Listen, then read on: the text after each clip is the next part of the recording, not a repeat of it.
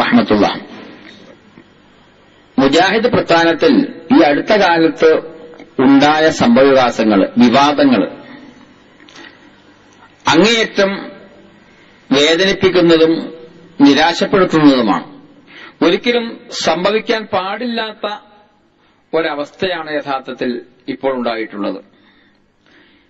മുജാഹിദ് പ്രസ്ഥാനം ജനങ്ങളിൽ നിന്ന് വളരെ അകലെയായിരുന്നു.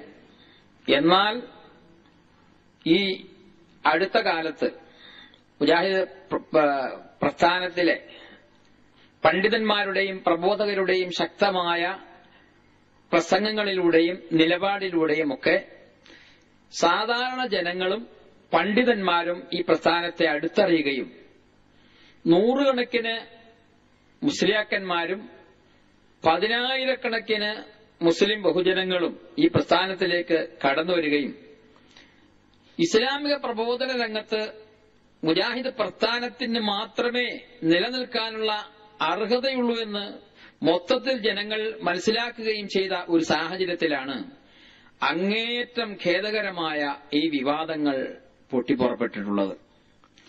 യഥാർത്ഥത്തിൽ എന്തിനാണ് ഈ പ്രശ്നങ്ങൾ ഇവിടെ ഉണ്ടായതെന്ന് ചിന്തിക്കുമോ മനസ്സിലാകുന്നില്ല.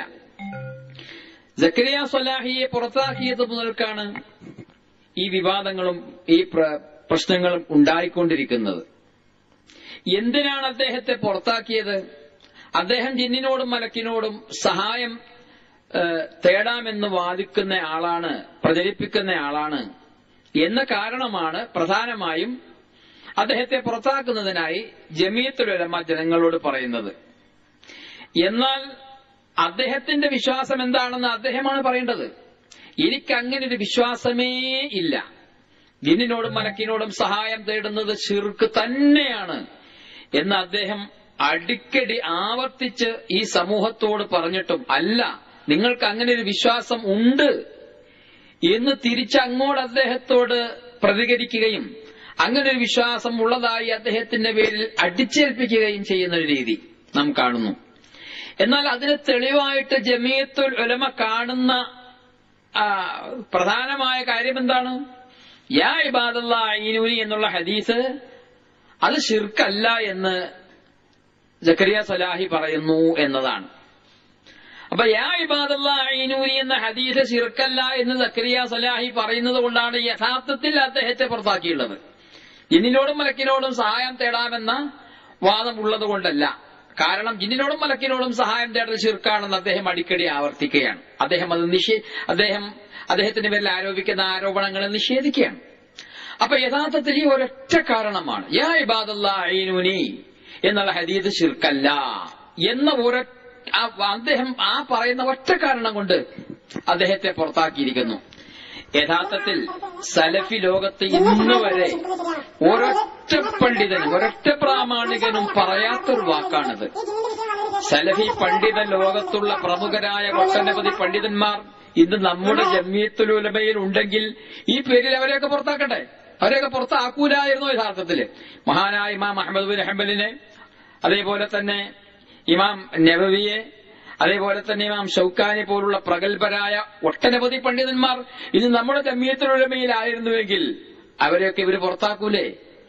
അപ്പൊ യഥാർത്ഥത്തിൽ ഒരു ന്യായവുമില്ല ആ പറയുന്നതിൽ. ആ ഹദീസ് ശിർക്കല്ല എന്ന് ശിർക്കാണെന്ന് അംഗീകരിച്ചാലേ ഞങ്ങൾ സംഘടനയിൽ നിർത്തൂ എന്ന ഒരു നിലപാടാണ് സ്വീകരിച്ചിട്ടുള്ളത്. ഇത് തികച്ചും അനാവശ്യമായ ഒരു വാദഗതിയാണ്. നമ്മളൊക്കെ സലഫികളാണെന്ന് പറഞ്ഞാൽ സലഫികളുടെ നിലപാടിനെ, അത് ആയത്തുകളെയും ഹദീസുകളെയും മനസ്സിലാക്കുന്നതിലും വ്യാഖ്യാനിക്കുന്നതിലുമൊക്കെ സലഫികളെ അംഗീകരിക്കുന്നവരാണ് എന്ന നിലക്കാണ് നമ്മൾ സലഫികൾ എന്ന് നമ്മളെക്കുറിച്ച് പറയപ്പെടുന്നത്, നമ്മളെ സലഫികളാണെന്ന് അവകാശപ്പെടുന്നതും. എന്നാൽ ഇത് സലഫി നിലപാടിന് 100% വിരുദ്ധമാണ്. അതുകൊണ്ട് എനിക്ക് പറയാനുള്ളത്, തീർച്ചയായും ഇതിൽ ജമിയത്തുൽ ഉലമ ഒന്ന് പുനഃപരിശോധന നടത്തി ഈ ഹദീസുമായി ബന്ധപ്പെട്ട വിഷയത്തിൽ സലഫികളുടെ നിലപാടെന്താണോ അത് അംഗീകരിക്കുകയും സക്കരിയ സ്വലാഹി ജിന്നിനോടും മലക്കിനോടും സഹായം തേടൽ ശിർക്കാണെന്ന് അദ്ദേഹം അടിക്കടി ആവർത്തിക്കുന്ന സ്ഥിതിയിൽ അദ്ദേഹത്തെ പുറത്താക്കിയതിനെ സംബന്ധിച്ച് പുനഃപരിശോധിക്കുകയും അദ്ദേഹത്തെ തിരിച്ചെടുക്കുകയും മുജാഹിദ് പ്രസ്ഥാനത്തിൽ ഇന്ന് ഉണ്ടായിട്ടുള്ള ഈ വിവാദങ്ങളും കടുത്ത ഭിന്നതകളും അവസാനിപ്പിക്കുന്നതിന് ഉള്ള നടപടികൾ സ്വീകരിക്കുകയും ചെയ്യണമെന്ന് ഞാൻ ജമിയത്തുൽ ഉലമയോട് അഭ്യർത്ഥിക്കുകയാണ്, അപേക്ഷിക്കുകയാണ്. സക്കരിയ സ്വലാഹി ഇവിടെ ജിന്ന് സിഹർ വിഷയത്തിൽ നടത്തിയ ഒട്ടനവധി പ്രഭാഷണങ്ങൾ, ആ പ്രഭാഷണങ്ങൾ നടന്നുകൊണ്ടിരിക്കുന്ന സമയത്തൊന്നും തന്നെ ഇവിടെ മുജാഹിദുകൾക്കിടയിൽ ഭിന്നത ഉണ്ടായിരുന്നില്ല.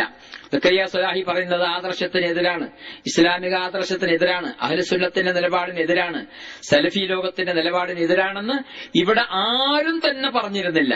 ഇവിടെ മുജാഹിദുകൾക്കിടയിൽ ഒരഭിപ്രായ ഭിന്നതയും ഉണ്ടായിരുന്നില്ല.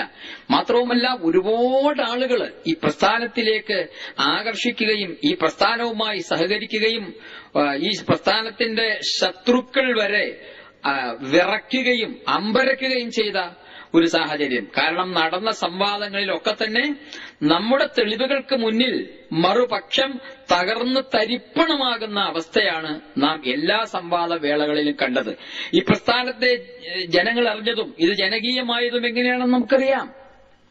സക്കരിയ സ്വലാഹിയെ പോലുള്ള ഒട്ടനവധി പണ്ഡിതന്മാർ നടത്തിയ ത്യാഗോജ്ജലമായ സംവാദങ്ങൾ, ആ സംവാദങ്ങളിലൂടെയാണ് സത്യവും അസത്യവും വേർതിരിയുന്നതും ഈ പ്രസ്ഥാനത്തിനാണ് ഇവിടെ നിലനിൽക്കാനുള്ള അവകാശമുള്ളത് എന്നും അള്ളാഹു അല്ലാത്തവരോട് പ്രാർത്ഥിക്കാമെന്ന വാദം അത് ശിർക്കാണെന്നും അത് വലാലത്താണെന്നും ജനങ്ങൾ മനസ്സിലാക്കുകയും അതുകൊണ്ട് ഈ പ്രസ്ഥാനം ഇവിടെ നിലനിൽക്കേണ്ടതുണ്ട്, ഈ പ്രസ്ഥാനവുമായി സഹകരിക്കേണ്ടതുണ്ടെന്ന് വളരെ പ്രഗത്ഭരായ പല പണ്ഡിതന്മാരെ മനസ്സിലാക്കുകയും അവരൊക്കെ അധിക പേരും ഈ പ്രസ്ഥാനത്തിലേക്ക് കടന്നു വരികയും ജനങ്ങളും ഈ പ്രസ്ഥാനവുമായി സഹകരിക്കുകയും ചെയ്ത ഒരു സാഹചര്യത്തിലാണ് ഇത്ര വലിയൊരു വിള്ളലും മറ്റും ഇവിടെ ഉണ്ടാക്കിയിരിക്കുന്നത്. അതുകൊണ്ട് എത്രയും പെട്ടെന്ന് ഈ സംഘടന, ഈ പ്രസ്ഥാനം ഇവിടെ നിലനിൽക്കണമെന്ന് ആത്മാർത്ഥമായി ആഗ്രഹിക്കുന്നവരുണ്ടെങ്കിൽ ഈ വിവാദം അവസാനിപ്പിക്കണം. ഈ വിവാദം അവസാനിപ്പിക്കാനുള്ള ഏക മാർഗം ഒരു മനുഷ്യനെ പറ്റി പറഞ്ഞിട്ടുള്ള കടുത്ത ആരോപണം, അദ്ദേഹം എന്തെങ്കിലും തെറ്റ് ചെയ്തു എന്നല്ല പറയുന്നത്, അദ്ദേഹം ശിർക്ക് ചെയ്തു, ശിർക്ക് പ്രചരിപ്പിക്കുന്നു എന്നാണ് പറയുന്നത്. അതിനുള്ള മാനദണ്ഡം എന്താണ്?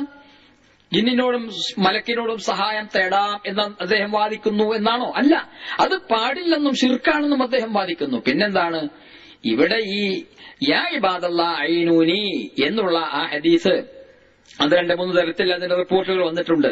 ആ ഹദീസുമായി ബന്ധപ്പെട്ട വിഷയത്തിലാണ്. അത് ശിർക്കാണെന്ന് നമ്മൾ പറയണ്ട, അത് ശിർക്കാണെന്ന് പറയണ്ട. കാരണം അത് സലഫി ലോകത്തിനെതിരാണ്. അത് പറയണ്ട. അത് പറഞ്ഞു കഴിഞ്ഞാൽ മുസ്ലിം ലോകം ഒന്നടങ്കം ഏകകണ്ഠമായി അംഗീകരിക്കുന്ന ഒട്ടനവധി പണ്ഡിതന്മാർ ശിർക്ക് ചെയ്തു എന്ന് നമ്മൾ വാദിക്കുന്നതായി ജനങ്ങൾ മനസ്സിലാക്കും. നമ്മളിൽ നിന്ന് ജനങ്ങൾ അകന്നു പോകും. നമുക്കെതിരെ തെളിവുകൾ ഇവിടെ ഉണ്ടാകും. ഇവിടെ നമ്മുടെ ശത്രുക്കൾക്ക് നമുക്കെതിരെ തെളിവുകൾ ഉണ്ടാക്കാൻ വളരെ എളുപ്പമായി വരും. അതുകൊണ്ട് ഇവിടെ ജമിയത്തുൽ ഉലമ സക്കരിയ സ്വലാഹിയെ പുറത്താക്കിയത് മുതൽക്കാണ് യഥാർത്ഥത്തിൽ ഈ സംഘടനയിൽ ഭിന്നിപ്പുണ്ടായിട്ടുള്ളത്. സക്കരിയ സ്വലാഹി വ്യാപകമായി ഈ വിഷയം പ്രസംഗിച്ചു നടന്ന കാലത്ത് ഇവിടെ ഒരു ഭിന്നിപ്പില്ല, ഒന്നുമില്ല. മുജാഹിദുകൾ ഒരൊറ്റക്കെട്ടായിരുന്നു. ആ വിഷയം മനസ്സിലാക്കേണ്ടതുപോലെ എല്ലാവരും മനസ്സിലാക്കിയിരുന്നു. ഭിന്നിപ്പിന്റെ തുടക്കം ഇവിടെ പുറത്താക്കിയതാണ്. പുറത്താക്കാനുള്ള കാരണം എന്താണ്? യാ ഇബാദല്ലാഹ് അഈനൂനി എന്ന ഹദീസ് ശിർക്കാണെന്ന് ആര് പറയണം? സക്കരിയ സ്വലാഹി പറയണം. എങ്കിലേ ഞങ്ങൾ സംഘടനയിൽ നിർത്തൂ. ഇത് തികച്ചും അനീതിയാണ്, അന്യായമാണ്. അതുകൊണ്ട് എനിക്ക് ജമിയത്തുൽ ഉലമയോട് വിനീതമായി പറയാനുള്ളത്, അദ്ദേഹത്തിന്റെ പേരിൽ ആരോപിക്കുന്ന ആരോപണങ്ങൾക്ക് അദ്ദേഹം പറയുന്ന മറുപടി അംഗീകരിക്കണം. മാത്രവുമല്ല, യാ ഇബാദല്ലാഹ് അഈനൂനി എന്ന ആ ഹദീസ് അത് ലഈഫാണ്, അത് തെളിവിന് പറ്റാത്തതാണ് എന്ന വാദം അംഗീകരിച്ചുകൊണ്ട് അത് ശിർക്കാണ് എന്നുള്ള ആ വാദം ഉപേക്ഷിക്കണം. അങ്ങനെ ഉപേക്ഷിച്ച് നമ്മുടെ പ്രശ്നത്തിന് പരിഹാരം ഉണ്ടാക്കണം. ഒരുപാട് അന്ധവിശ്വാസങ്ങളും അനാചാരങ്ങളും ഈ സമുദായത്തിലേക്ക് കടന്നു വന്നിട്ട് അതിനെയൊക്കെ തുടച്ചു മാറ്റാൻ നമുക്ക് ഒരു പരിധിവരെ സാധിച്ചിട്ടുണ്ട്. ഇനിയും ആ പ്രവർത്തനങ്ങൾ മുന്നോട്ട് തുടർന്ന് കൊണ്ടുപോകണം, ബാധ്യത നിർവഹിക്കണം. അതിനൊരു തടസ്സമാകാൻ പാടില്ല നമ്മുടെ തീരുമാനം. അതുകൊണ്ട് ഇപ്പോൾ നിലവിലുള്ള ജമിയത്തുൽ ഉലമയുടെ സക്കരിയ സ്വലാഹിക്കെതിരെയുള്ള തീരുമാനം അത് പിൻവലിച്ച് അദ്ദേഹത്തെ സംഘടനയിലേക്ക് കൊണ്ടുവരണം. മുജാഹിദുകൾ ഒരൊറ്റക്കെട്ടായി നിലകൊള്ളണം. അതിനുള്ള തൗഫീഖ് അല്ലാഹു തആല പ്രദാനം ചെയ്യുമാറാകട്ടെ.